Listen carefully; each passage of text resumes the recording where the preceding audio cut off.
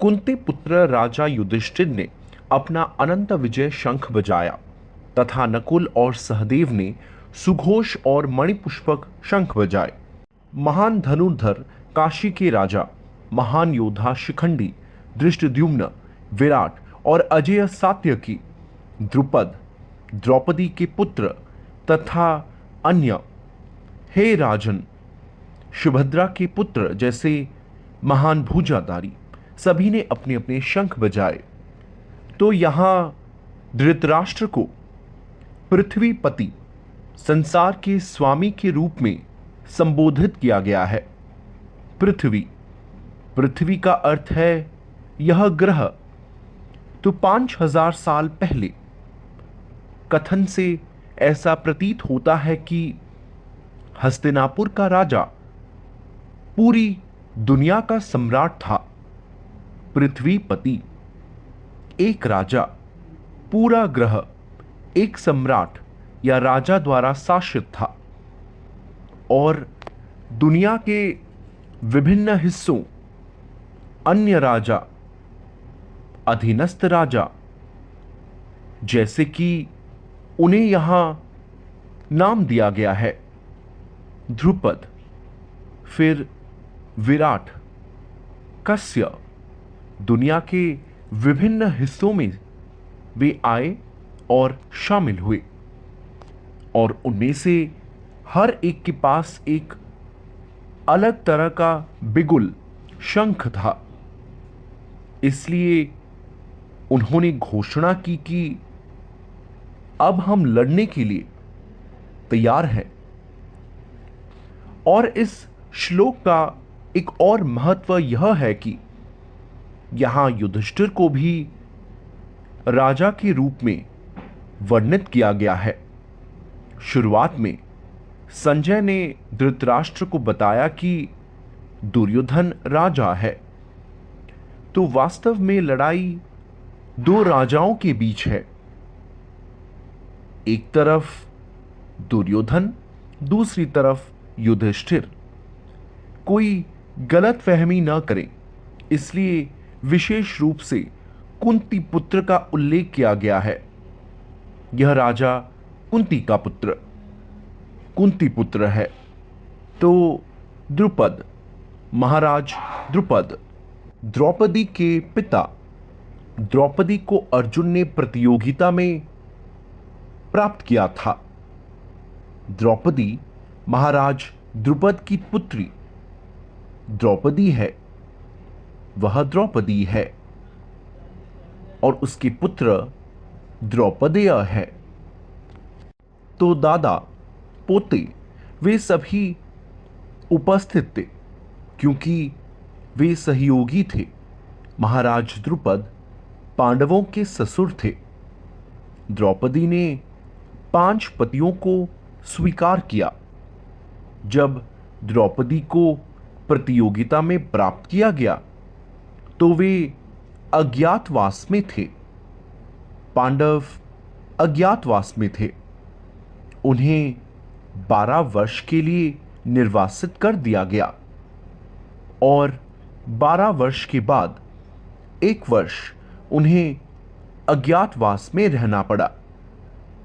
कोई नहीं समझ सकता था कि वे कहां रह रहे हैं, इसलिए उन्होंने महाराज विराट के घर में शरण ली।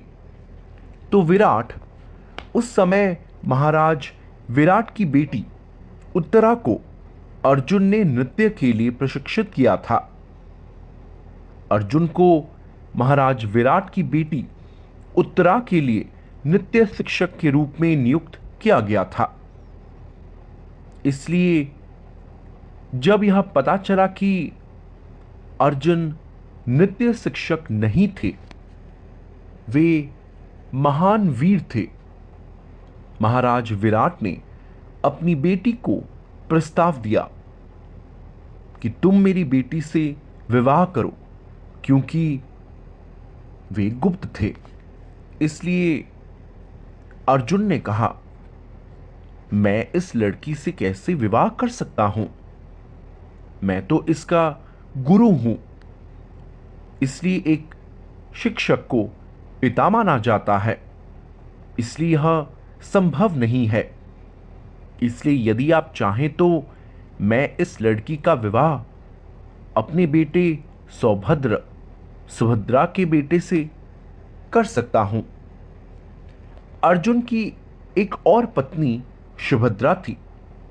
वह सुभद्रा आप जानते हैं कृष्ण की बहन थी। कृष्ण की बहन तो सुभद्रा, बलराम बड़े भाई, कृष्ण छोटे भाई। कृष्ण सुभद्रा को अर्जुन को सौंपना चाहते थे और बलराम सुभद्रा को दुर्योधन को सौंपना चाहते थे। इसलिए कृष्ण कुछ नहीं कर सकते थे। बड़े भाई ने फैसला कर लिया था। इसलिए कृष्ण ने अर्जुन को सुभद्रा का अपहरण करने की सलाह दी। बस देखिए कि कृष्ण अर्जुन से कितने स्नेही थे कि अर्जुन भी सुभद्रा से विवाह करना चाहता था और सुभद्रा भी चाहती थी, लेकिन बड़ा भाई सहमत नहीं था। इसलिए उन्होंने एक योजना बनाई कि अर्जुन सुभद्रा का अपहरण कर ले। क्षत्रियों में अपहरण और लड़ाई की अनुमति थी। यह क्षत्रिय विवाह है।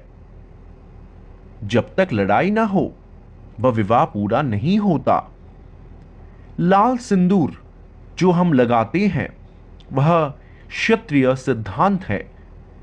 विपरीत पक्ष को मारने के बाद खून दुल्हन के बालों पर लगाया जाएगा। यही जीत है, विजय है।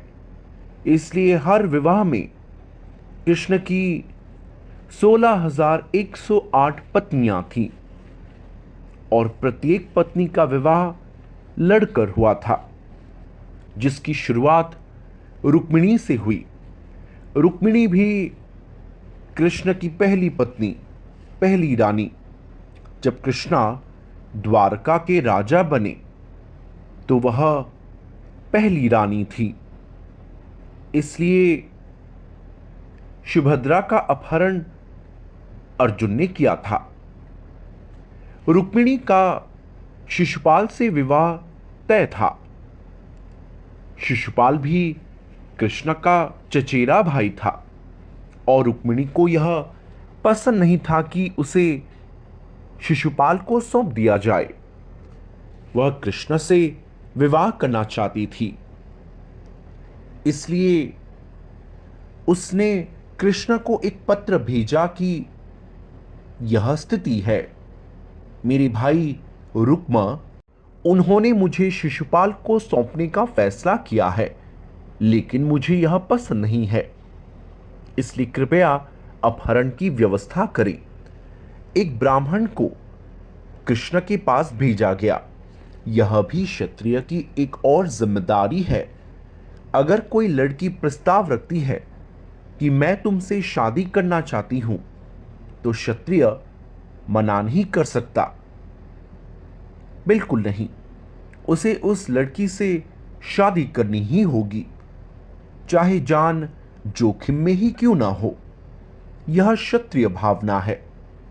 एक राक्षसी वह भीम से शादी करना चाहती थी, इसलिए भीम ने मना कर दिया क्योंकि वह एक राक्षसी थी। उसने महाराज युधिष्ठिर से शिकायत की कि मैं भीम से शादी करना चाहती थी, लेकिन उसने मना कर दिया है।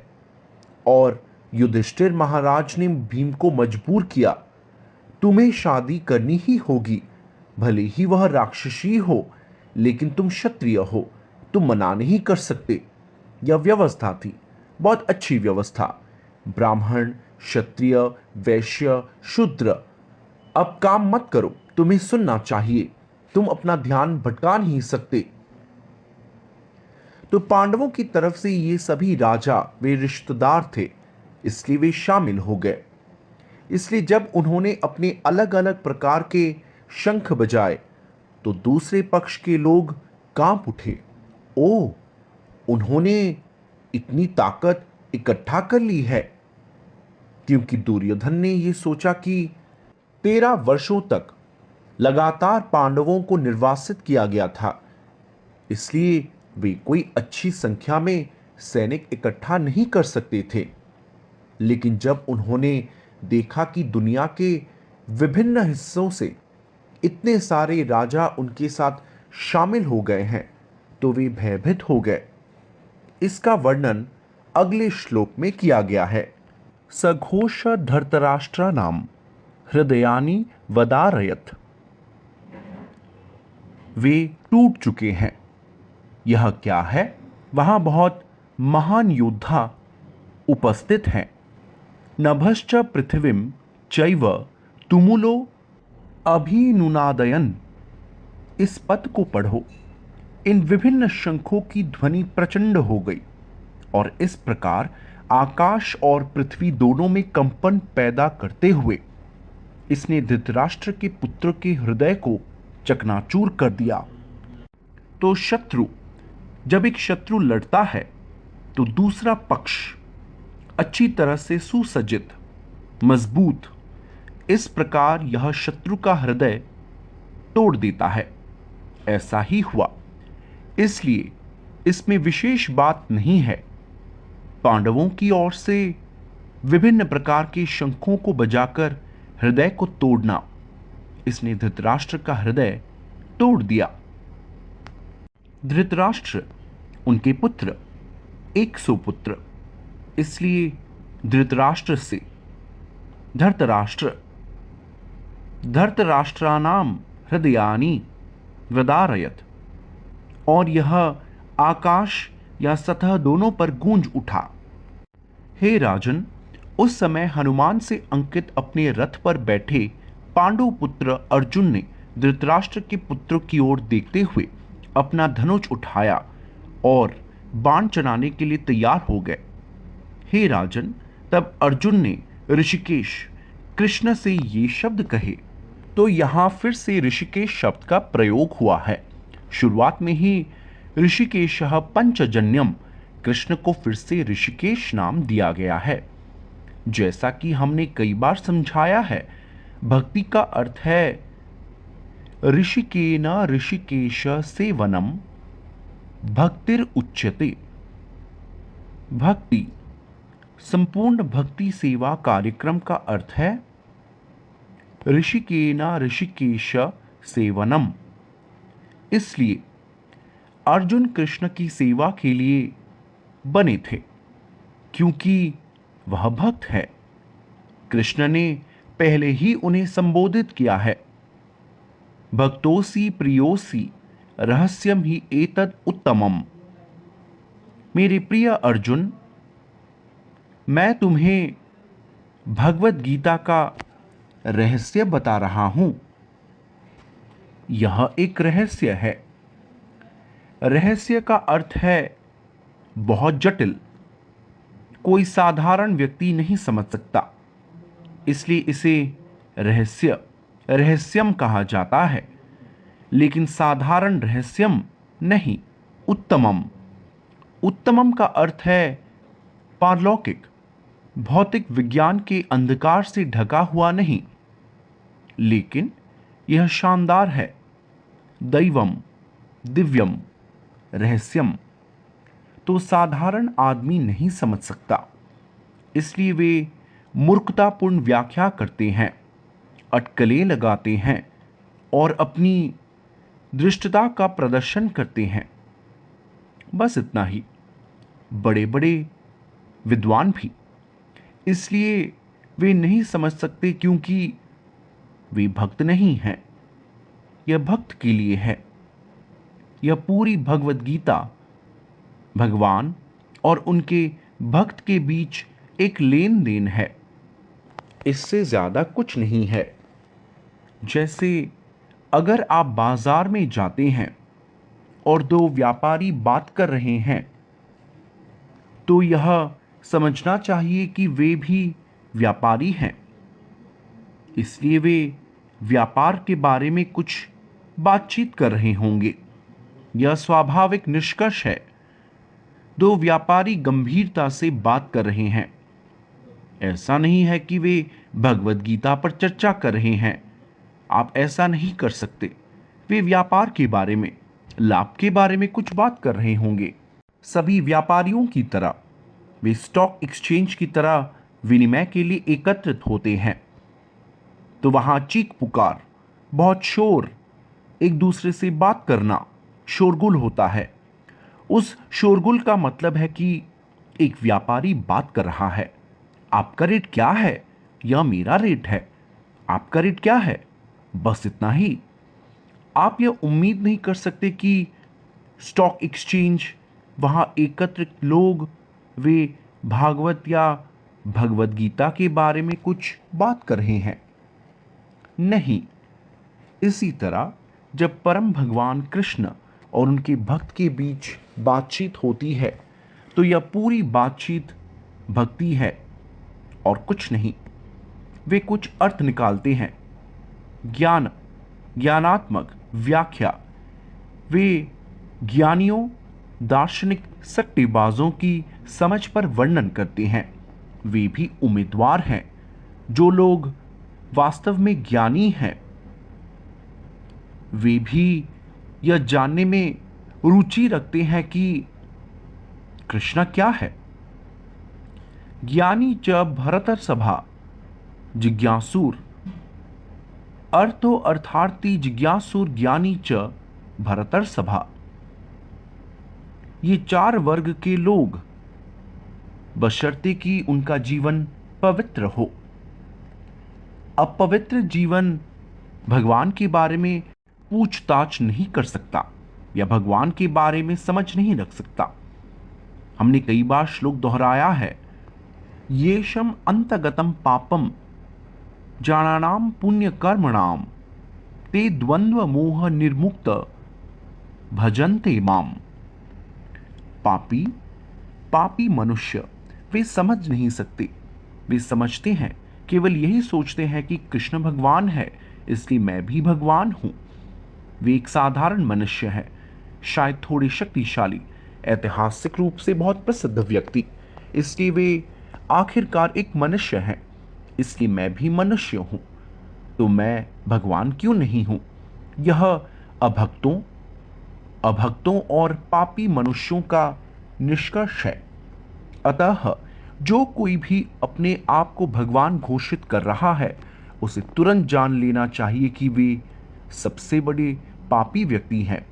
और यदि आप उसकी निजी जीवन का अध्ययन करें तो आप देखेंगे कि वह सबसे बड़ा पापी व्यक्ति है।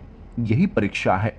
अन्यथा कोई भी यह नहीं कहेगा कि मैं भगवान हूं या मिथ्या प्रतिनिधित्व। कोई भी नहीं। कोई भी धर्मपरायण व्यक्ति ऐसा नहीं करेगा। वह जानता है मैं क्या हूं। मैं एक साधारण व्यक्ति हूं। मैं भगवान का स्थान लेने का दावा कैसे कर सकता हूं? और वे दुष्टों के बीच प्रसिद्ध हो जाते हैं। जैसा कि श्रीमद् भागवतम में कहा गया है, स्वविद वरहोस्त्र खरहि। यह श्लोक क्या है? उस्त्र खरहि समस्तुतः पुरुषा पशु। वे इस संसार में हम देखते हैं कि बहुत से महापुरुष हैं, तथाकथित महापुरुष, और सामान्य लोग उनकी बहुत प्रशंसा करते हैं। इसलिए भागवत में कहा गया है कि जो कोई भक्त नहीं है, जो कभी हरे कृष्ण मंत्र का जाप नहीं करता, वह दुष्टों की दृष्टि में बहुत महान व्यक्ति हो सकता है, लेकिन वह एक पशु के अलावा कुछ नहीं है। स्वविद वराह उस्त्र खरहि। तो आप ऐसे महान व्यक्ति को पशु कैसे कह सकते हैं? आप उन्हें पशु कहते हैं। हमारा काम बहुत ही कृतघ्न कार्य है। हम कहते हैं कि जो कोई भी व्यक्ति भक्त नहीं है वह दुष्ट है। हम सामान्य रूप से कहते हैं। यह बहुत कठोर शब्द है, लेकिन हमें इसका प्रयोग करना ही पड़ता है। जैसे ही हम देखते हैं कि वह कृष्ण का भक्त नहीं है तो वह दुष्ट है। हम कैसे कहें वह मेरा शत्रु नहीं है, लेकिन हमें कहना ही पड़ता है क्योंकि वह कृष्ण ने कहा है। यदि हम वास्तव में कृष्ण भावना भावित हैं तो हमारा काम कृष्ण के शब्दों को दोहराना है, बस इतना ही। कृष्ण के प्रतिनिधि और गैर प्रतिनिधि में क्या अंतर है? कृष्ण का प्रतिनिधि बस वही दोहराएगा जो कृष्ण कहते हैं। वह प्रतिनिधि बन जाता है। इसके लिए बहुत योग्यता की आवश्यकता नहीं है। आप बस दृढ़ विश्वास के साथ दोहराएं, जैसा कि कृष्ण कहते हैं, सर्वधर्मम परित्यज्य माम एकम शरणम व्रज। तो जिसने इस तथ्य को स्वीकार कर लिया है कि यदि मैं कृष्ण के प्रति समर्पण करता हूं तो मेरा सारा काम सफल हो जाता है, वह कृष्ण का प्रतिनिधि है। बस इतना ही। आपको बहुत अधिक शिक्षित या उन्नत होने की आवश्यकता नहीं है। बस अगर आप यह स्वीकार कर लें कि कृष्ण क्या कहते हैं, जैसे अर्जुन ने कहा, सर्वम एतम ऋतम मन्य यद वदसी केशव। मेरे प्यारे कृष्ण केशव, अब जो भी कह रहे हैं मैं उसे बिना किसी बदलाव के स्वीकार करता हूं। यही भक्त है। इसलिए अर्जुन को भक्तोसी कहा गया है। यह भक्त का काम है। मैं कृष्ण को अपने जैसा साधारण मनुष्य क्यों समझूं? भक्त और अभक्त में यही अंतर है। भक्त जानता है कि मैं नगण्य हूं, कृष्ण की एक छोटी सी चिंगारी हूं। कृष्ण एक अलग व्यक्ति हैं, मैं भी एक अलग व्यक्ति हूं। लेकिन जब हम उनकी शक्ति और मेरी शक्ति के बारे में विचार करते हैं तो मैं सबसे नगण्य हूं। यह कृष्ण की समझ है। कोई कठिनाई नहीं है। बस एक व्यक्ति को ईमानदार होना चाहिए, पापी नहीं। लेकिन एक पापी व्यक्ति उसे समझ नहीं सकता। पापी व्यक्ति कहेगा, ओ, कृष्ण भी मनुष्य है, मैं भी मनुष्य हूं, मैं भगवान क्यों नहीं हूं? वे केवल भगवान है? नहीं, मैं भी भगवान हूं। तुम भगवान हो, सभी भगवान। जैसे विवेकानंद ने कहा, तुम भगवान की तलाश क्यों कर रहे हो? क्या तुम नहीं देख सकते कि इतने सारे भगवान सड़क पर घूम रहे हैं? आप देखिए, यह उनका ईश्वर साक्षात्कार है और वे एक बड़े आदमी बन गए। ओ, वे सभी को भगवान देख रहे हैं। यह मूर्खता, यह दुष्टता पूरी दुनिया में चल रही है। कोई नहीं जानता कि भगवान क्या है, उनकी शक्ति क्या है, उनका मतलब क्या है। वे किसी दुष्ट को भगवान मान रहे हैं, जैसा कि आजकल चल रहा है। एक और दुष्ट आ गया है, वह भी खुद को भगवान घोषित कर रहा है। बहुत सस्ती बात हो गई है। लेकिन उनके पास यह सोचने के लिए कोई बुद्धि नहीं है कि मैं भगवान का दावा कर रहा हूं, मेरे पास क्या शक्ति है। तो यह रहस्य है। भक्त बने बिना भगवान को समझने का रहस्य संभव नहीं है। और कृष्ण ने भगवत गीता में कहा है कि कोई उन्हें कैसे जान सकता है। भक्ति माम अभिजानाति जावान जस्मी तत्वः। केवल भक्ति से बस वह कह सकते हैं। उच्च सर्वोच्च ज्ञान से या योगिक प्रक्रिया से या कार्य करके, एक बहुत बड़ा कर्मी बनकर कोई मुझे समझ सकता है? नहीं, उन्होंने कभी नहीं कहा, कभी नहीं। तो कर्मी, ज्ञानी, योगी वे सभी दुष्ट हैं। वे कृष्ण को नहीं समझ सकते। सभी दुष्ट हैं। कर्मी तीसरी श्रेणी के दुष्ट हैं, ज्ञानी दूसरी श्रेणी के दुष्ट हैं और योगी पहली श्रेणी के। बस इतना ही आपको समझना चाहिए। तथाकथित योगी वे पहली श्रेणी के दुष्ट हैं, क्योंकि वे कृष्ण को नहीं समझते हैं। ज्ञानी भी दूसरी श्रेणी के दुष्ट हैं। यहां तक कि डॉक्टर राधा कृष्णन जैसे बड़े विद्वान भी, मेरा मतलब है, भगवत गीता के अर्थ को कैसे विकृत कर रहे हैं। कृष्ण कहते हैं, मन मना भव मद्भक्तो मदयाजी माम नमस्कुरु। तुम हमेशा सोचते हो, यह कृष्ण चेतना है। मन मना, हमेशा कृष्ण के बारे में, मेरे बारे में सोचो। कृष्ण कहते हैं, और वे ऐसे अर्थ निकालेंगे जो आप भी कह सकते हैं। कृष्ण कहते हैं कि तुम हमेशा उनके बारे में सोचो। वे इस अर्थ को विकृत कर रहे हैं, इसलिए कृष्ण कहते हैं मन मना भव मद भक्तो मद याजी माम नमस्कुरु। और यह डॉक्टर राधाकृष्णन कहते हैं यह कृष्ण व्यक्ति के लिए नहीं है। बस देखो, बस एक बड़ा विद्वान दर्शन शास्त्र का डॉक्टर यह कृष्ण को नहीं समझ सकता। कृष्ण सीधे कहते हैं मन मना भव मद भक्तो। वे एक अलग तरीके से व्याख्या कर रहे हैं, इसलिए यहां एक शब्द का प्रयोग किया गया है, ऋषिकेश।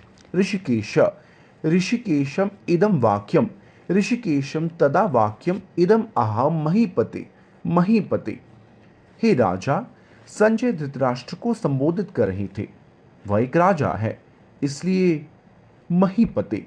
ऋषिकेशम कपिध्वज, कपिध्वज नामवाचक है, तो उन्होंने कहा कपिध्वज। कपिध्वज भी महत्वपूर्ण है। कपिध्वज अर्जुन। अपने जैसे आजकल भी हर राष्ट्र के पास अलग अलग प्रकार के ध्वज होते हैं, इसलिए अर्जुन ने भी अपना ध्वज, ध्वज, ध्वज का अर्थ है ध्वज, ध्वज उनके रथ के शीर्ष पर था। और यह हनुमान, बजरंग जी, हनुमान के साथ अंकित था, जिन्होंने भगवान रामचंद्र के लिए लड़ाई लड़ी। ये कृष्ण के लिए लड़ रहे हैं, इसलिए वह बजरंग जी के पद चिन्हों का भी अनुसरण कर रहे हैं। वैष्णववाद ऐसा ही है। महाजनो ये न गतः स पंतः, महाजनो ये न गतः स पंतः। वैष्णव को अपने पिछले महाजन अधिकार का पालन करना चाहिए। यही वैष्णव धर्म है। हम विचार नहीं बनाते, हम ऐसा दृष्टता नहीं करते, हम बस पिछले आचार्यों के व्यवहार या गतिविधियों को स्वीकार करते हैं। इसमें कोई कठिनाई नहीं है, बिल्कुल नहीं। तो युद्ध सिद्धांत में अर्जुन कृष्ण के लिए लड़ रहा है।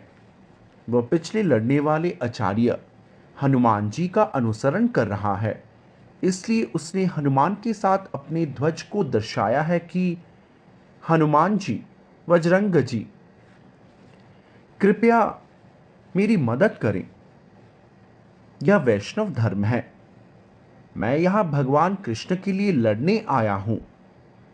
आपने भी भगवान के लिए लड़ाई लड़ी, कृपया मेरी मदद करें। यह विचार है कपिध्वजः। इसलिए वैष्णवों को अपनी किसी भी गतिविधि में हमेशा पिछले आचार्य से प्रार्थना करनी चाहिए, कृपया मेरी मदद करें, कृपया। इसका मतलब है वैष्णव हमेशा खुद को असहाय, असहाय समझते हैं और पिछले आचार्य से मदद की भीख मांगते हैं। जैसे चैतन्य चरितामृत में आप पाएंगे, लेखक हर अध्याय के अंत में श्री रूप रघुनाथ पदे यार आस, चैतन्य चरितामृत कहे कृष्णदास। उनकी हर पंक्ति वे रूप रघुनाथ पिछले आचार्यों के बारे में सोच रहे हैं। तो मुझे गोस्वामी के सामने आत्मसमर्पण करना चाहिए और वे मुझे लिखने में मदद करेंगे। आप लिख नहीं सकते, यह संभव नहीं है। तो यह वैष्णव की नीति है। वैष्णव ठाकुर तुम्हारा कुकुर बलिया जान हमोरी, भक्ति विनोद ठाकुर ने गाया है। मेरे प्यारे वैष्णव ठाकुर, आप मुझे अपना कुत्ता मान सकते हैं, क्योंकि कुत्ता मालिक के इशारे पर काम करता है। वह अपनी जान दे देगा। कुत्ते की योग्यता अच्छी होती है। कुत्ता चाहे कितना भी ताकतवर क्यों ना हो, मालिक के आदेश पर वह अपनी जान दे देगा। यह कुत्ता है वफादार, मालिक के प्रति इतना वफादार।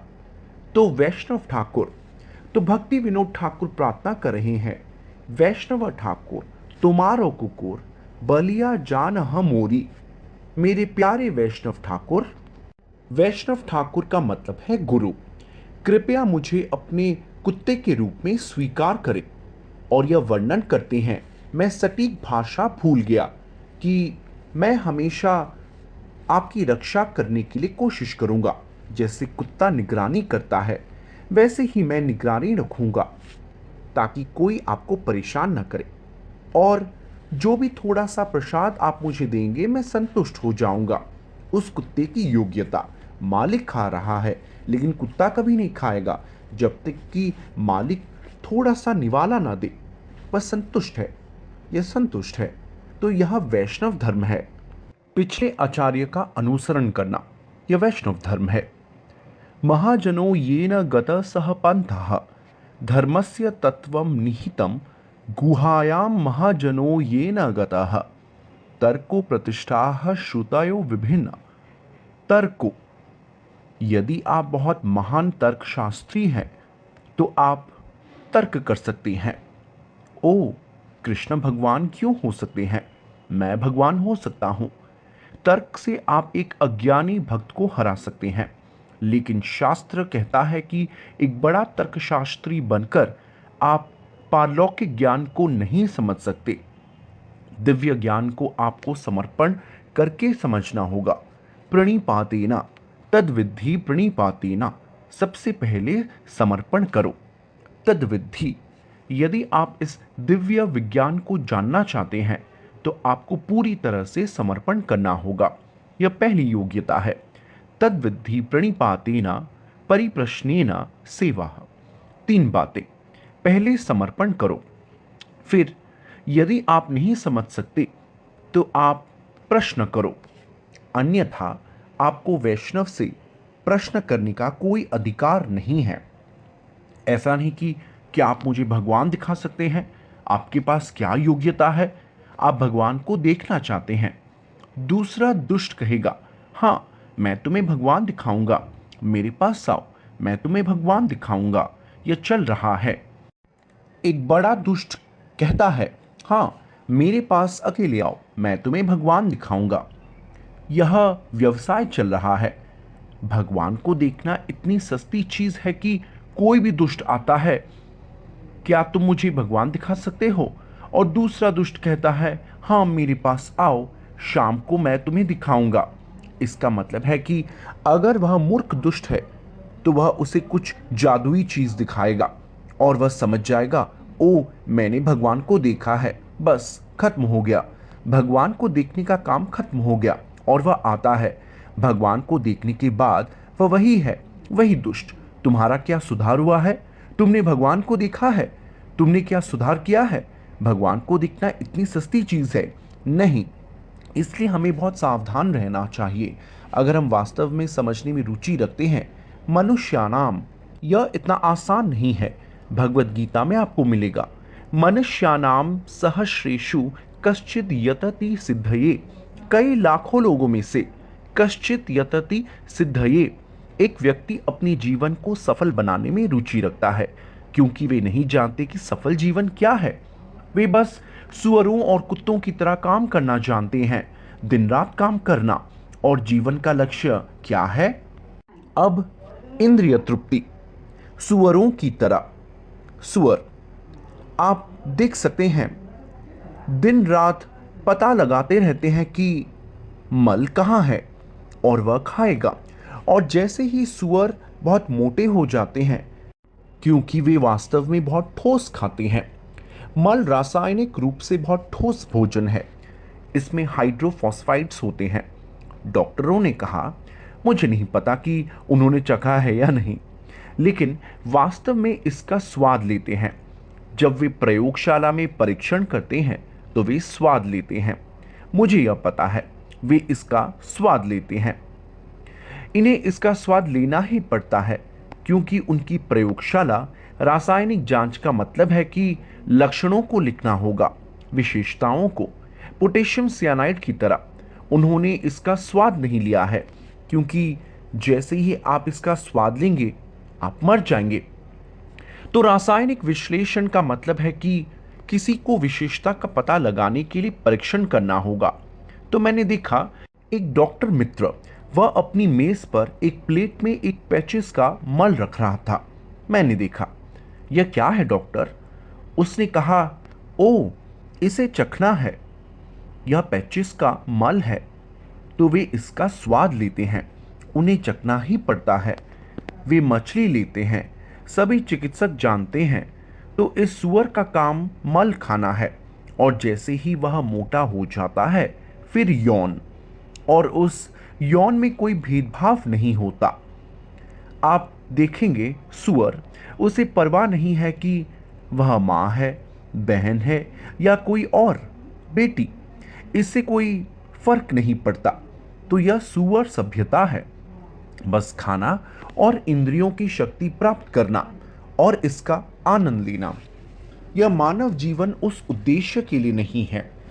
इसलिए यह कहा जाता है कि भगवत भावना, कृष्ण भावनामृत से रहित व्यक्ति इन कुत्तों और सूअरों से बेहतर नहीं है।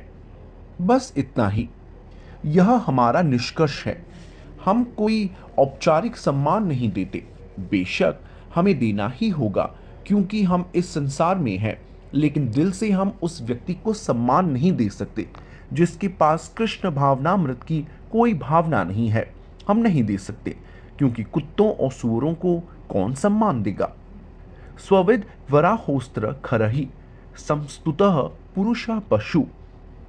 इसलिए जीव गोस्वामी ने इस श्लोक पर टिप्पणी की है।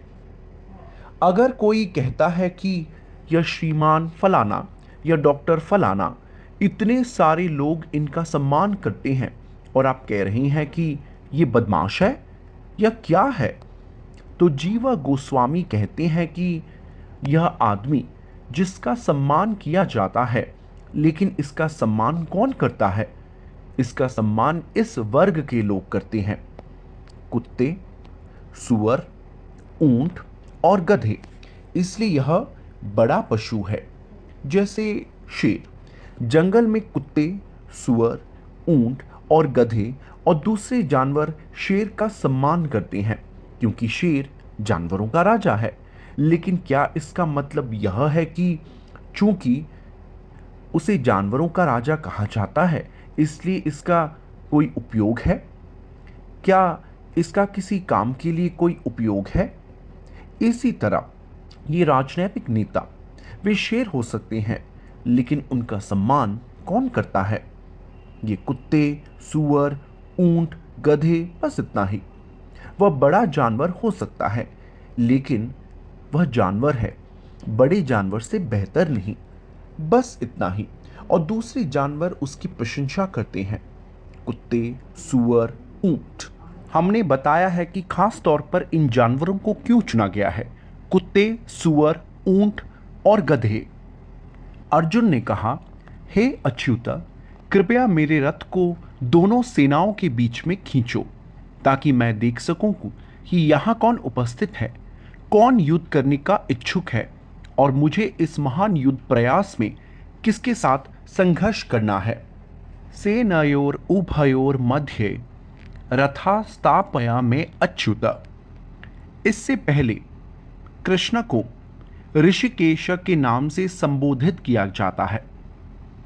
ऋषिकेश की हमने व्याख्या की है। अब कृष्ण को यहां अच्युत के नाम से संबोधित किया गया है। च्युत का अर्थ है पतित और अच्युत का अर्थ है पतित नहीं, जैसे हम पतित है। हम पतित बद्ध जीव हैं। इस भौतिक संसार में हम भोगी भावना के साथ आए हैं, इसलिए हम पतित हैं। यदि कोई अपनी स्थिति को सही ढंग से रखता है तो वह पतित नहीं होगा, अन्यथा वह पतित हो जाता है। वह पतित अवस्था में है। तो इस भौतिक संसार में सभी जीव, ब्रह्मा से लेकर छोटी तुच्छ चींटी तक, वे सभी पतित बद्ध जीव हैं। तो वे क्यों पतित हैं? कृष्णा भूलिया जीव भोग वांछा करे, पाश्ते माया तारे जापति आधारे। पतित का अर्थ है जब जीवात्मा इस भौतिक शक्ति के चंगुल में होते हैं, उसे पतित कहते हैं। जैसे कोई व्यक्ति जब पुलिस की हिरासत में होता है तो यह समझना चाहिए कि वह अपराधी है, वह पतित है, वह अच्छे नागरिकत्व से गिर गया है। तो इसी प्रकार हम सब कृष्ण के अंश हैं। ममई वांशो जीव भूत। अतः अंश रूप में हमारी स्थिति कृष्ण के साथ रहने की है। जैसे यह मेरी उंगली है जो मेरा शरीर का एक अंश है। उंगली को इस शरीर से जुड़ा रहना चाहिए। जब यह उंगली कटकर गिर जाती है तो यद्यपि यह उंगली है, लेकिन इसका उतना महत्व नहीं रह जाता जितना पहले था जब यह इस शरीर से जुड़ी थी।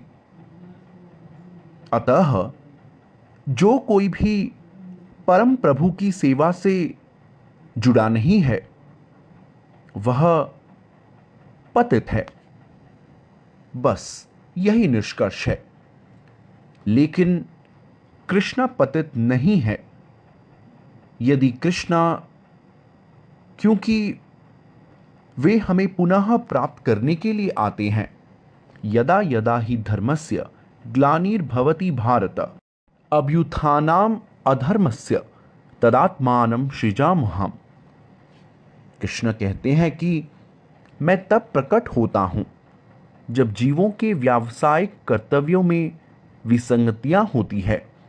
धर्मस्य ग्लानिर्भवति। हम धर्म का अनुवाद धर्म के रूप में नहीं करते हैं। अंग्रेजी शब्दकोश में धर्म यह एक प्रकार का विश्वास है। विश्वास को बदला जा सकता है, लेकिन धर्म एक ऐसा शब्द है जिसे बदला नहीं जा सकता। यदि इसे बदला जाता है तो इसे कृत्रिम समझा जाना चाहिए, ठीक पानी की तरह। पानी तरल है, यह सभी जानते हैं, लेकिन कभी कभी पानी कठोर, बहुत कठोर बर्फ बन जाता है, तो यह पानी की स्वाभाविक स्थिति नहीं है। कृत्रिम रूप से अत्यधिक ठंड के कारण या कृत्रिम तरीकों से पानी ठोस हो जाता है, लेकिन पानी की वास्तविक स्थिति तरलता है। तो जब हम भगवान की सेवा से विमुख हो जाते हैं तो यह भी अस्वाभाविक है, अप्राकृतिक है। स्वाभाविक स्थिति यह है कि हमें भगवान की सेवा में लगे रहना चाहिए। वह हमारी स्वाभाविक स्थिति है। इसलिए वैष्णव कवि कहते हैं कि कृष्णा भूलिया जीवा भोग वांछा करे। जब जीव कृष्ण को भूल जाता है, कृष्ण की स्थिति को भूल जाता है, कृष्ण की स्थिति, कृष्ण कहते हैं भोक्ताराम यज्ञ तपसाम सर्वलोक महेश्वरम।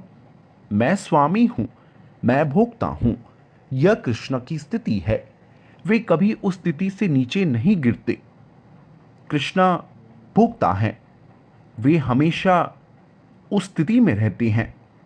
वे कभी नीचे नहीं गिरते, वे कभी भोग्य स्थिति में नहीं आते। यह संभव नहीं है। यदि आप कृष्ण को भोग्य स्थिति में लाना चाहते हैं तो आप पराजित हैं। भोग्य होने का अर्थ है कृष्ण को सामने रखना। मैं इंद्रिय तृप्ति का कुछ लाभ प्राप्त करना चाहता हूं। यह हमारी अस्वाभाविक स्थिति है। कृष्ण कभी सहमत नहीं होंगे। कृष्ण कभी सहमत नहीं होंगे। कृष्ण का भोग नहीं किया जा सकता। वे हमेशा भोग्य हैं, वे हमेशा स्वामी हैं। तो कृष्ण भूलिया जीवा, इसका अर्थ है कि जब हम कृष्ण की स्थिति को भूल जाते हैं कि वे परम भोक्ता हैं, वे परम स्वामी हैं, इसे विस्मृति कहते हैं। जैसे ही मैं सोचता हूं कि मैं भोक्ता हूं, मैं स्वामी हूं, यह मेरी गिरी हुई अवस्था है। कृष्ण भूलिया जीवा भोग वांछा करे, फिर जापटिया धरे माया, तुरंत माया पकड़ लेती है। इसलिए एक बद्ध आत्मा, पतित बद्ध आत्मा अस्तित्व के लिए संघर्ष कर रही है। वह भोक्ता बनने की कोशिश कर रही है, वह मालिक बनने की कोशिश कर रही है। यह उसकी कृत्रिम जीवन शैली है। जैसे अगर कोई महिला पुरुष बनना चाहती है तो यह उसकी कृत्रिम स्थिति है। वह खुद को एक पुरुष की तरह तैयार कर सकती है। जैसे पश्चिमी देशों में कभी कभी हम देखते हैं कि महिलाएं कृत्रिम रूप से पुरुषों की तरह कपड़े पहनती हैं, टोपी, कोट, पुरुष के साथ घोड़े पर सवार होती हैं। यह कृत्रिम है। तो इसी तरह इस भौतिक दुनिया में हमारी स्थिति भी कृत्रिम है। हम एक आदमी की नकल करने की कोशिश कर रहे हैं। वास्तव में जीवों का वर्णन भगवत गीता में प्रकृति के रूप में किया गया है। प्रकृति का अर्थ है स्त्री और पुरुष का अर्थ है पुरुष। इसलिए जीवों को कभी भी पुरुष के रूप में वर्णित नहीं किया गया है। पुरुष कृष्ण है। पुरुष शाश्वत, जब अर्जुन ने कहा परम ब्रह्म परम धाम पवित्रम परमम भवान पुरुषम शाश्वतम आद्यम, पुरुषम शाश्वतम, कृष्ण सदैव पुरुष है। भगवान स्त्री नहीं हो सकते। भगवान सदैव पुरुष है और हम प्रकृति हैं। इसका वर्णन भगवत गीता में किया गया है। अपरेयम इतस्तु विधि में प्रकृतिम परा। भौतिक ऊर्जा का वर्णन करने के बाद भूमिर आपो अनालो वायु, पृथ्वी, जल, वायु, अग्नि, यह पदार्थ, यह भी स्त्री है, प्रकृति। स्त्री का अर्थ है भारत में हमें बहुत कम अनुभव है। स्त्री हमेशा नियंत्रित रहती है। स्त्री को कभी नियंत्रक का पद नहीं दिया जाता। आजकल यह चल रहा है। जैसे इंदिरा गांधी ने नियंत्रक का पद दे दिया गया। यह बनावटी है। भारत के इतिहास में, बृहत्तर भारत में, महाभारत में आप कभी नहीं पाएंगे कि किसी स्त्री को नियंत्रक का पद दिया गया हो। नहीं, यह संभव नहीं है। हमें शास्त्र से बातें लेनी होगी। भगवत गीता में भी स्त्री की स्थिति को शूद्र के समान बताया गया है। स्त्रिया शूद्रा तथा वैश्या ते पियंती परम गतिम। इसलिए स्थिति निश्चित होनी चाहिए, लेकिन यह स्थिति बनावटी है।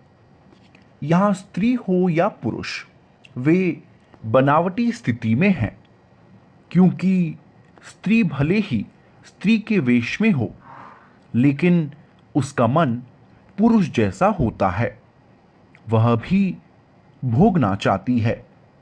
और दूसरे तथाकथित पुरुष भी, वे पुरुष नहीं है, वह स्त्री है, प्रकृति।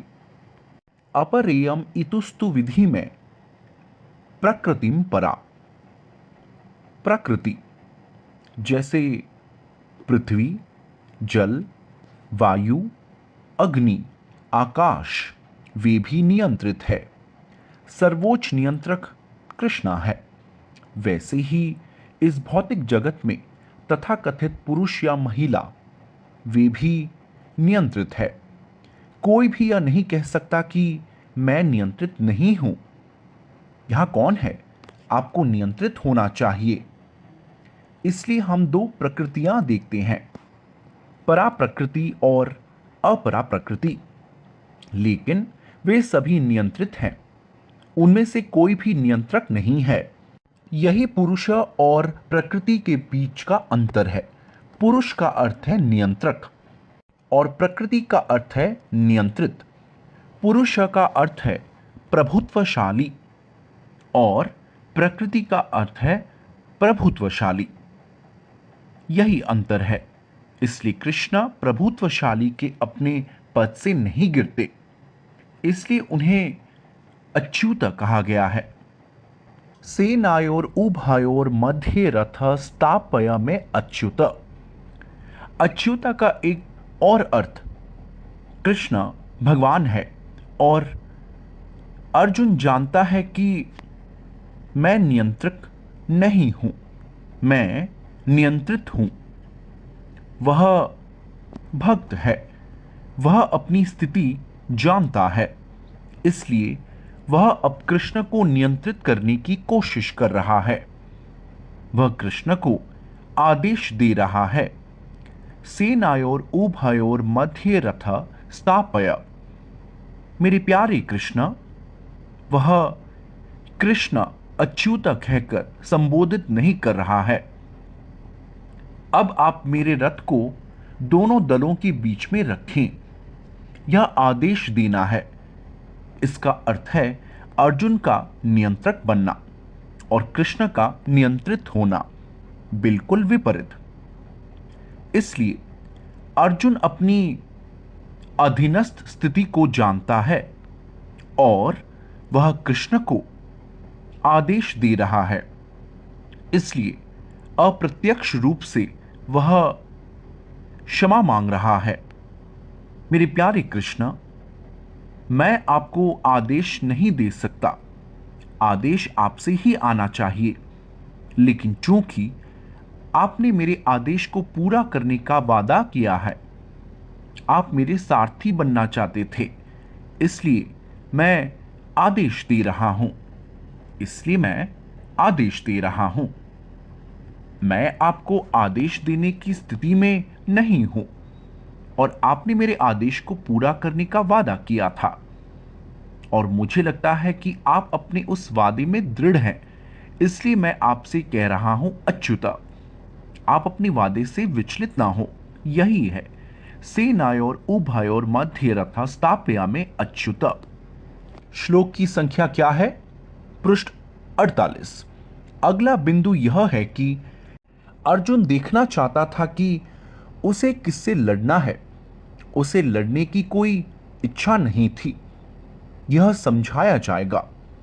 वह अनिच्छा से लड़ रहा था, अनिच्छा से, क्योंकि वह एक वैष्णव है।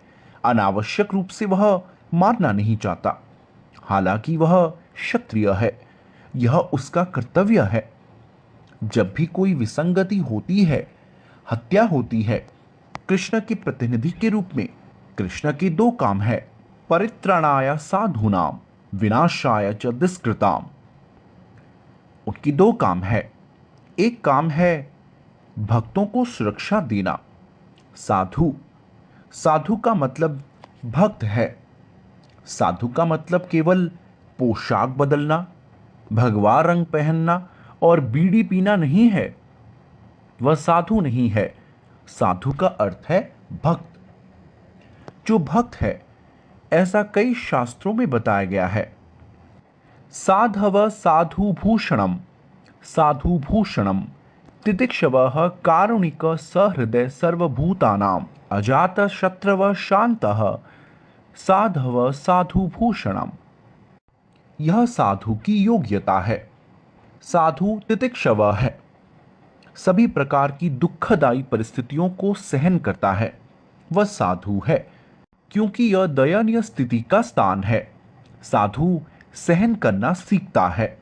साधु कभी विचलित नहीं होता।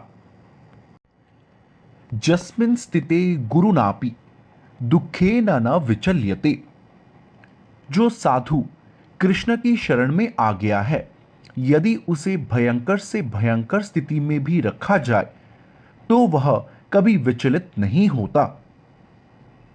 प्रहलाद महाराज की तरह उनके पिता उन्हें बहुत सी भयंकर परिस्थितियों में डाल रहे थे, यहां तक कि वे उन्हें विष भी दे रहे थे। वे जानते थे कि मेरे पिता ने मुझे विष पिलाया है, ठीक है, मुझे पीने दो। यदि कृष्ण को अच्छा लगे तो वे मुझे बचा लेंगे। अब मैं ऐसी भयंकर स्थिति में आ गया हूं, मुझे पीना ही पड़ेगा। पिता विष दे रहे हैं, कौन रोक सकता है?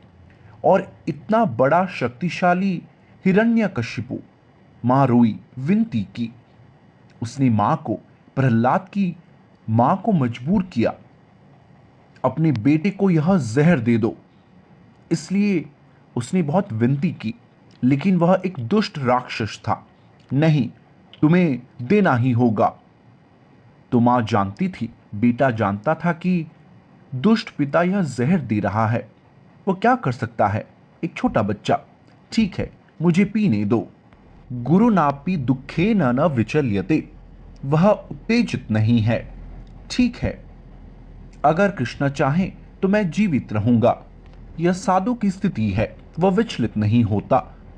तितिक्षवः, सभी परिस्थितियों में वह सहनशील है, वह साधु है। साधु विचलित नहीं होता। तितिक्षवः, साथ ही कारुणिकः, वे स्वयं तो परेशान है लेकिन वे दूसरों के प्रति दयालु है, बिल्कुल ईसा मसीहा की तरह। उन्हें सूली पर चढ़ाया जा रहा है और फिर भी वे दयालु हैं। भगवान, ये लोग नहीं जानते कि वे क्या कर रहे हैं, कृपया उन्हें क्षमा करें। वह साधु है, वे स्वयं राक्षसों द्वारा परेशान किए जा रहे हैं, लेकिन फिर भी वे आम लोगों के प्रति दयालु हैं। वे कृष्ण चेतना के अभाव में पीड़ित हैं, इसलिए मृत्यु तक भी वे कृष्ण चेतना का प्रचार करने का प्रयास कर रहे हैं। लोगों का कल्याण हो। अरे, यह भौतिक शरीर क्या है? भले ही मैं मर जाऊं, मैं नहीं मारा जाऊंगा। यह शरीर मारा गया है, बस इतना ही। यह साधु है। तितिक्षवः कारुणिकः, एक तरफ वे सहिष्णु है और दूसरी तरफ दयालु। भौतिक दुनिया में जब एक व्यक्ति परेशान होता है तो वह किसी अन्य के लिए कोई लाभकारी कार्य नहीं कर सकता। वह परेशान है, नहीं, मैं बहुत परेशान हूं, मुझसे बात मत करो। नहीं, लेकिन साधु फिर भी आम लोगों को लाभ पहुंचाता रहता है। तितिक्षवः कारुणिकः, और किस तरह का लाभ? तथाकथित दुष्टों का मानवीय कार्य नहीं। सहृदम सर्वभूतानाम, वह सभी प्रकार के जीवों के लिए लाभकारी है, यह दुष्टता नहीं। दरिद्र नारायण, जैसे एक दुष्ट ने इस दरिद्र नारायण का निर्माण किया है। बेचारा आदमी नारायण बन गया है और उनके भोजन के लिए बकरे नारायण को मार दिया जाता है। इस तरह का साधु नहीं। सहृदम सर्वभूतानाम, साधु किसी भी तरह की हत्या की अनुमति नहीं देगा। ईसाई धर्म में देखें, इसका पहला आदेश है, तू हत्या नहीं करेगा। यदि आप धार्मिक बनना चाहते हैं, वे केवल हत्या कर रहे हैं और फिर भी वे ईसाई होने का दावा कर रहे हैं। इस तरह के ईसाई, बस उनका काम हत्या करना है, इसलिए ईसाई को ढूंढना बहुत मुश्किल है। हालांकि वे दावा कर रहे हैं मैं ईसाई हूं, यह बहुत मुश्किल है क्योंकि उनका काम हत्या करना है। और प्रभु यीशु मसीह ने आदेश दिया, पहला आदेश है तू हत्या नहीं करेगा, तू लालच नहीं करेगा।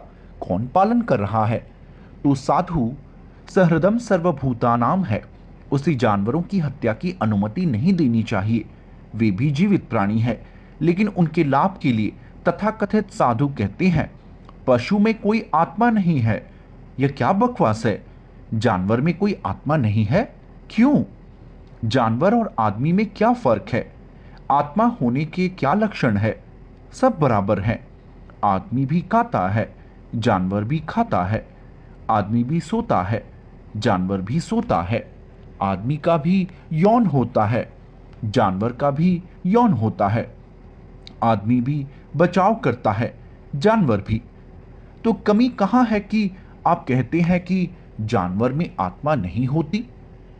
अपूर्ण ज्ञान या अपने फायदे के लिए समायोजन करना।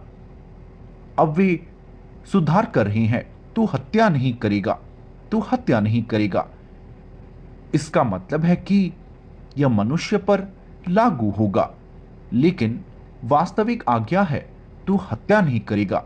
लेकिन ये ईसाई लोग वे कुछ संशोधन कर रहे हैं, तू हत्या नहीं करेगा, क्योंकि हत्या मनुष्य की हत्या पर लागू होगी। लेकिन प्रभु ईसा मसीहा ने ऐसा कभी नहीं कहा, तू हत्या नहीं करेगा। यह मनुष्य और पशु या पेड़ों दोनों पर लागू होता है। अनावश्यक रूप से आप हत्या नहीं कर सकते। यही साधु है। सहृदम सर्वभूतानाम, मेरे भाई को मत मारो, लेकिन तुम मेरे पड़ोसियों को मार सकते हो। ऐसा नहीं है, वह साधु नहीं है। साधु सभी जीवों के प्रति दयालु होता है। कृष्ण चेतना का अर्थ है सभी के प्रति दयालु बनना। इसलिए हम कहते हैं मांसाहार ना करें। मांसाहार का अर्थ है जानवरों को मारना। जानवरों को मारना। तुम जानवरों को क्यों मारोगे? तुम्हें कृष्ण प्रसाद लेना होगा। पत्रम पुष्पम फलम तोयम यो में भक्त्या प्रयच्छते तदहम अस्नानि। कृष्ण कहते हैं, कृष्ण भगवान है, वे सब कुछ खा सकते हैं, सब कुछ। कृष्ण ने अग्नि खाई। आप जानते हैं वृंदावन के जंगल में आग लगी थी। सभी ग्वाल बाल बहुत डर गए। कृष्णा, हां मैं तैयार हूं। उन्होंने सारी अग्नि खा ली। इसलिए कृष्ण के लिए वे जो चाहें खा सकते हैं। वे भगवान है, लेकिन फिर भी वे सलाह देते हैं, पत्रम पुष्पम फलम तोयम यो में भक्त्या प्रयच्छते। क्यों? क्योंकि हमें कृष्ण का प्रसादम लेना है। इसलिए वे सलाह देते हैं, ये चीजें तुम मुझे दे सकते हो। पत्रम पुष्पम फलम तोयम, तो यही हमारा भोजन है। हम कृष्ण के भक्त हैं। हम कृष्ण को अर्पित किए गए भोजन के बचे हुए हिस्से को खाने के लिए बने हैं। यही हमारा जिह्वा तारा मध्य। यदि आप जीभ पर विजय पाना चाहते हैं तो आप अपने मन में यह निश्चय कर लें कि आप ऐसा कुछ भी नहीं लेंगे जो कृष्ण को अर्पित न किया गया हो। तब आपकी जीभ नियंत्रित हो जाएगी। तारा मध्य जिह्वाति लोभमय सुदुर्मति। जीव की सबसे बड़ी शत्रु है जीभ। जीभ घसीट रही है। जिह्वा, कृपया मुझे यह तुरंत दे दो। कृपया मुझे यह शराब तुरंत दे दो। कृपया मुझे यह चाय तुरंत दे दो। कृपया मुझे यह सिगरेट तुरंत दे दो। कृपया मुझे यह मांस दो। क्यों? नियंत्रण। कृष्ण कहते हैं, पत्रम पुष्पम फलम तोयम। इसलिए हमें प्रसादम लेना चाहिए, कृष्ण प्रसाद खाना चाहिए। तब स्वाभाविक रूप से अन्य चीजें नकारात्मक हो जाएंगी। यही स्थिति है सहृदम सर्वभूतानाम। इसलिए यदि सभी मनुष्य शाकाहारी बन जाएं, शाकाहारी नहीं बल्कि कृष्ण के प्रसाद का भक्षक, तो ये सभी शराब खाने, बूचड़ खाने और वैश्यालय बंद हो जाएंगे। यह कृष्ण चेतना आंदोलन है। हम पापमय जीवन के इन निरर्थक स्थानों को बंद करना चाहते हैं। वैश्यालय, अवैध इंद्रिय तृप्ति, यौन संबंध, वैश्यावृत्ति। यदि हम इस पापमय जीवन से शर्मिंदा हैं, तो पापमय जीवन जीने की कोई संभावना नहीं है। फिर से अच्युत बन जाना। हम च्युत, पतित ही रहते हैं। हम पतित ही रहते हैं। यह इतनी आसान बात नहीं है कि मैं सब कुछ करता हूं जो मुझे पसंद है। कुछ दुष्ट लोग उपदेश देते हैं कि ओ, धर्म का आपके खाने से कोई लेना देना नहीं है, आप जो चाहे खा सकते हैं और फिर भी आप धार्मिक व्यक्ति बन जाते हैं। यह सब बकवास है। कोई भी व्यक्ति धार्मिक व्यक्ति नहीं बन सकता यदि यह पापपूर्ण गतिविधियों से आकर्षित होता है। असंभव। आपको पापपूर्ण गतिविधियों को रोकना होगा, यह पहली शर्त है, अन्यथा आप समझ नहीं सकते कि वह क्या है। लोग शायद इस कृष्ण चेतना आंदोलन को छोड़कर सभी दुष्ट, वे नहीं जानते कि भगवान क्या है। उनके पास भगवान की कोई स्पष्ट अवधारणा नहीं है क्योंकि वे पापी है। हम भगवान का नाम, पता और सब कुछ दे सकते हैं, स्पष्ट अवधारणा, अस्पष्ट विचार नहीं। भगवान ऐसा हो सकता है, भगवान वैसा हो सकता है। क्यों? शायद यह भगवान है। वीनम क्वानंतम अरविंद दलायताक्षम बरहावतम साम असिताम बुध सुंदरांगम कंदर्प कोटि कमनीय विशेष शोभम गोविंदम आदि पुरुषम तमाहम भजामि। स्पष्ट अवधारणा। शास्त्र, ब्रह्मा संहिता, भगवान का स्पष्ट वर्णन। वीणम क्वानंतम, वे बांसुरी बजा रहे हैं। ऐसा नहीं है कि मुरलीधर, श्याम सुंदर, कृष्ण की कल्पना किसी कवि ने की है। नहीं, यह शास्त्र में भगवान के रूप में वर्णन किया गया है। वे बांसुरी बजाने में व्यस्त है।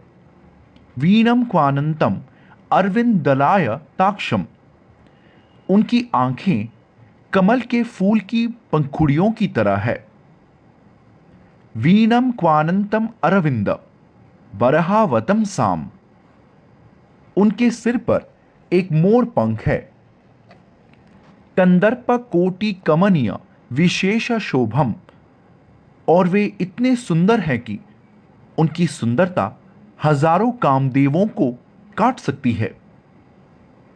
कामदेव को इस भौतिक संसार में सबसे सुंदर माना जाता है।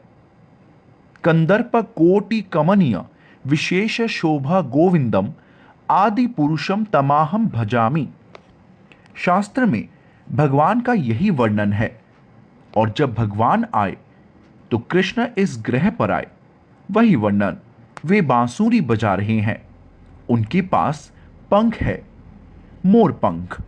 इसलिए कृष्ण की यह पेंटिंग किसी कलाकार की कल्पना नहीं है, यह बिल्कुल वैसा ही रूप है। तो यहां भगवान का रूप है, यहां भगवान का नाम है, यहां भगवान की गतिविधियां हैं। यह स्पष्ट अवधारणा है। एक साधु जानता है कि भगवान क्या है, या साधु नहीं जान सकता। वे सोच रहे हैं भगवान ऐसे ही होंगे, भगवान ऐसे ही हो सकते हैं। वे बहुत बूढ़े व्यक्ति होंगे क्योंकि आदि पुरुष है, वे पहले जीव है, इस तरह। इसलिए आप कल्पना से भगवान को नहीं बना सकते, असंभव। भगवान हमेशा भगवान ही होते हैं। आपको बस यह जानना होगा कि भगवान क्या है। वे कभी भी च्युत नहीं होते। भगवान कभी भी अपने मूल स्थान से नीचे नहीं गिरते। मूल स्थिति यह है कि भगवान स्वयं का वर्णन करते हैं। मत्तः परतरम नान्यत्, मुझसे अधिक श्रेष्ठ कोई सत्ता नहीं है, वही भगवान है। यदि कोई नियंत्रित है तो वह भगवान कैसे हो सकता है? सर्वोच्च नियंत्रक भगवान है, सर्वोच्च नियंत्रक कृष्ण है। ईश्वरः परमः कृष्णः।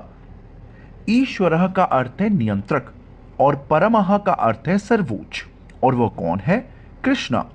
कृष्ण यह भी कहते हैं, मत्तः परतरम नान्यत् किंचित अस्ति धनंजय। इसलिए वे अच्युत है, वे अपना स्थान बनाए रखते हैं, वे कभी नीचे नहीं गिरते। हम सभी पतित आत्माएं हैं क्योंकि हमारी स्थिति, हमारी अच्युत स्थिति कृष्ण की सेवा करना है, क्योंकि हम कृष्ण के अभिन्न अंग है। वही उदाहरण, जैसे यह उंगली मेरे शरीर का अभिन्न अंग है, इसका काम शरीर की सेवा करना है, यही काम है, कोई और काम नहीं। एक उंगली रसगुल्ला उठाकर यहां रख सकती है, उंगली खा नहीं सकती। इसी तरह हम सीधे नहीं खा सकते, यह हमारी बीमारी स्थिति है। हमें कृष्ण को अर्पित करना है। जब कृष्ण खाते हैं, अगर हम उसे खाते हैं तो हम ऊर्जावान हो जाते हैं। जैसे आप रसगुल्ला मुंह में डालते हैं, जब यह पेट में जाता है तो उंगली तुरंत लाल हो जाती है, उंगली आनंद लेती है। केवल उंगली ही नहीं, आंखें आनंद लेती है, पैर आनंद लेते हैं क्योंकि ऊर्जा वितरित होती है। सीधे खाने से हम ऊर्जावान नहीं हो सकते, हमें कृष्ण का प्रसाद खाना चाहिए, यह सिद्धांत है। जीवेर स्वरूप हया नित्य कृष्णदास। इसलिए यदि हम कृष्ण की सेवा करते हैं तो वह हमारी अच्युत स्थिति है। यदि हम कृष्ण की सेवा करने से इनकार करते हैं तो वह विच्युत पतित स्थिति है।